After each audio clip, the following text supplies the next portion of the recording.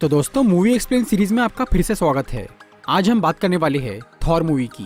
MCU की 4th movie बहुत adventurous है। यहाँ हमें एक बिल्कुल अलग दुनिया देखने को मिली। ये film science fiction, super hero और माइथोलॉजी का कॉम्बिनेशन है। अगर आपको ये मूवी अच्छी तरह नहीं समझी है तो ये वीडियो देखते रहिए। आज मैं थॉर मूवी की पूरी स्टोरी शॉर्ट में समझाऊंगा, तो आइए देखते हैं।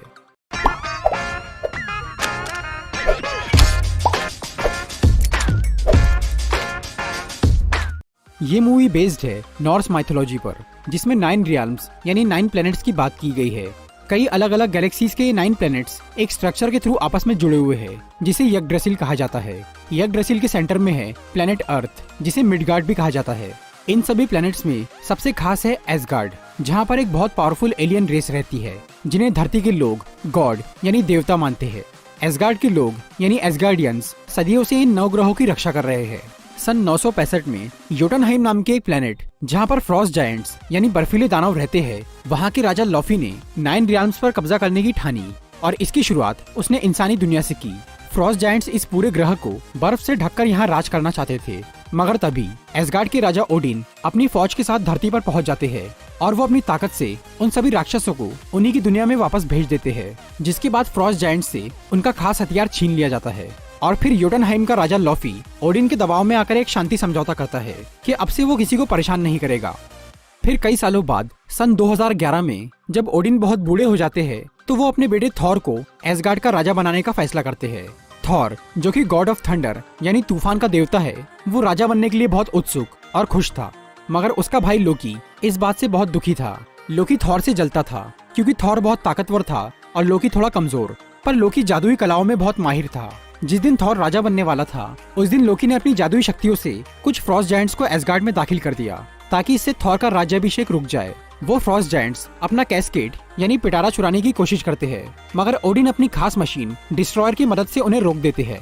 एसगार्ड को तो कोई नुकसान नहीं पहुंचता, लेकिन थॉर फ्रॉस्ट जायंट्स की इस हरकत से बहुत गुस्सा हो जाता है, क्योंकि वो उस दिन राजा नहीं बन पाया।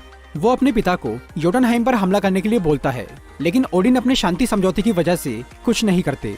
थॉर गुस्से से पागल हो रहा था।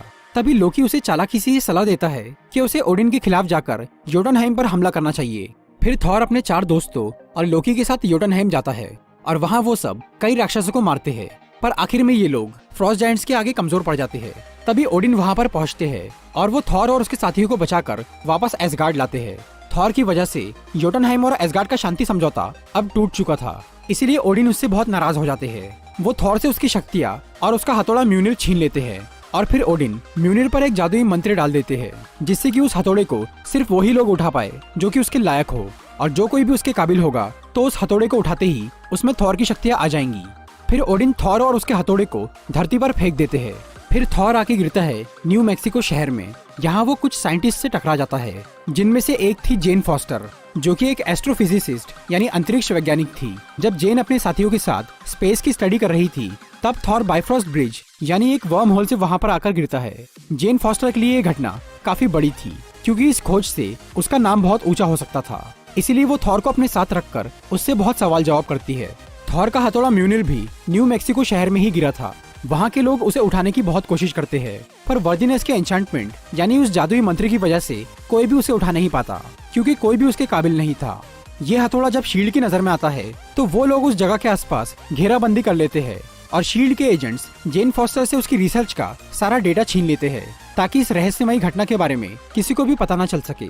थॉर को जब ये पता लगता है कि म्यूनिर उसी शहर में मौजूद है, तो वो उसे लेने के लिए वहाँ पर चला जाता है। वो कई लोगों का सामना करके अपने हथौड़े तक पहुँच तो जाता है, लेकिन वो उसे उठा नहीं पाता, क्योंकि वो इस वक्त बहुत मतलबी और घमंडी था। फिर शील्ड के लोग उसे गिरफ्तार कर लेते हैं। दूसरी तरफ एसगार्ड में लोकी बहुत परेशान था, क्योंकि योटनहाइम की लड़ाई के दौरान जब उसे एक फ्रॉस्ट जायंट ने छुआ था, तब लोकी के हाथ का रंग बदल गया था। इसी हैरानी में जब लोकी फ्रॉस्ट जायंट के कैस्केड को जाकर उठाता है, तो कुछ पलों के लिए वो एक फ्रॉस्ट जायंट की तरह दिखने लग जाता है। लोकी जब इस बारे में अपने पिता से पूछता है, तो ओडिन उसे बताते हैं कि कई साल पहले जब फ्रॉस्ट जायंट्स के साथ उनकी लड़ाई हुई थी, तब लड़ाई के बाद उन्हें योटनहाइम के मंदिर में राक्षस का एक बच्चा मिला था। ये बच्चा वहाँ के राजा लॉफी का बेटा था। क्योंकि ये बच्चा काफी छोटा और कमजोर था, इसलिए लॉफी ने उसे मरने के लिए छोड़ दिया था। ये बच्चा था लोकी, जिसे ओडिन ने अपने पास रख लिया और अपनी शक्ति से उसका रूप बदल दिया। ओडिन को ये उम्मीद थी कि एक दिन लोकी योटनहाइम और एसगार्ड के बीच दोस्ती का कारण बनेगा।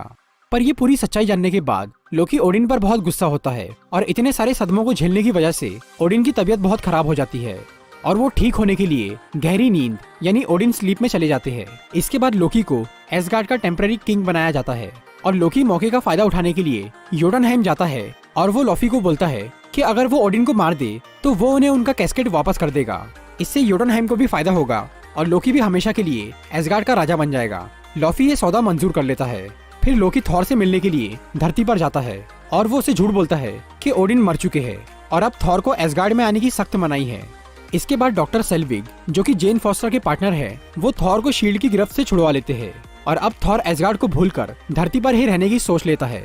जेन फॉस्टर के साथ रहकर थॉर में काफी बदलाव आ जाता है और अब वो अच्छा बनने लगता है। उधर एसगार्ड में थॉर के चारों दोस्त थॉर के बहिष्कार से बहुत उदास थे, इसीलिए वो चोरी छुपे थॉर से मिलने के लिए धरती पर आते हैं और वो उसे लोकी के झूठ के बारे में बताते हैं। लोकी को जब इसकी खबर लगती है तो वो थॉर और उसके दोस्तों को मारने के लिए डिस्ट्रॉयर को धरती पर भेजता है। डिस्ट्रॉयर वहां जाकर काफी तबाही मचाना शुरू करता है। थॉर के दोस्त उसे रोकने की कोशिश करते हैं पर थॉर लोकी को शांत करने के लिए अपनी कुर्बानी देने को तैयार हो जाता है। फिर डिस्ट्रॉयर थॉर पर जानलेवा हमला करता है जिससे वो लगभग मर ही जाता है, लेकिन थॉर के इस बलिदान की वजह से उसकी शक्तियाँ और उसका हथौड़ा उसे वापस मिल जाता है और फिर वो डिस्ट्रॉयर को हरा देता है। इसके बाद थॉर अपने दोस्तों के साथ एसगार्ड वापस लौटता है।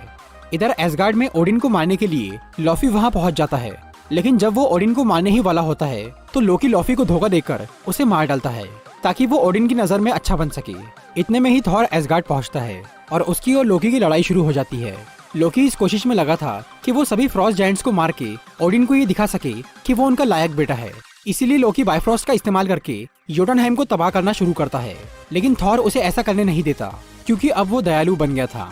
थॉर अपने हथौड़े से उस पुल को तोड़ने लगता है ताकि वो योटुनहेम को बचा सके और जब वो पुल टूट जाता है तो लोकी और थॉर पाताल में गिरने लगते हैं, लेकिन ओडिन वहां आकर उन्हें बचा लेते हैं। लोकी को लगा था कि ओडिन उससे बहुत खुश होंगे, लेकिन उनकी नाराजगी देखकर लोकी खुद हाथ छोड़ देता है और वो नीचे गिर जाता है। फिर बाद में एसगार्ड में सब कुछ नॉर्मल हो जाता है और अब ओडिन थॉर को राजा बनाने के लिए मान जाते हैं, पर थॉर खुद उन्हें मना कर देता है ये कहकर कि वो अभी इसके लिए तैयार नहीं है। मूवी के पोस्ट क्रेडिट सीन में डॉक्टर सेल्विग को शील्ड की एक फैसिलिटी में लाया जाता है और यहाँ वो मिलते हैं शील्ड के डायरेक्टर निक फ्यूरी से। निक फ्यूरी डॉक्टर सेल्विग को एक पावरफुल ऑब्जेक्ट यानी टेसरेक्ट क्यूब की स्टडी करने बोलते हैं। तभी वहाँ एक मिरर में लोकी नजर आता है जो कि डॉक्टर सेल्विग को अपने वश में करके उनसे उस काम के लिए हाँ बुलवाता है। लोकी असल में अभी तक मरा नहीं था और न ही उसने अब तक हार मानी थी। लोकी आगे क्या करने वाला है ये कहानी द एवेंजर्स मूवी में दिखाई गई है। तो दोस्तों ये थी थॉर मूवी की एक्सप्लेनेशन वीडियो। अगर आपको ये वीडियो अच्छी लगी हो तो इसे लाइक और शेयर जरूर करिए और ऐसी ही इंटरेस्टिंग वीडियोस देखने के लिए सब्सक्राइब कीजिए हमारा चैनल और इस बेल को दबाइए ताकि आपको हमारी वीडियोस सही टाइम पर मिल सके। Walking alone, the streets are empty.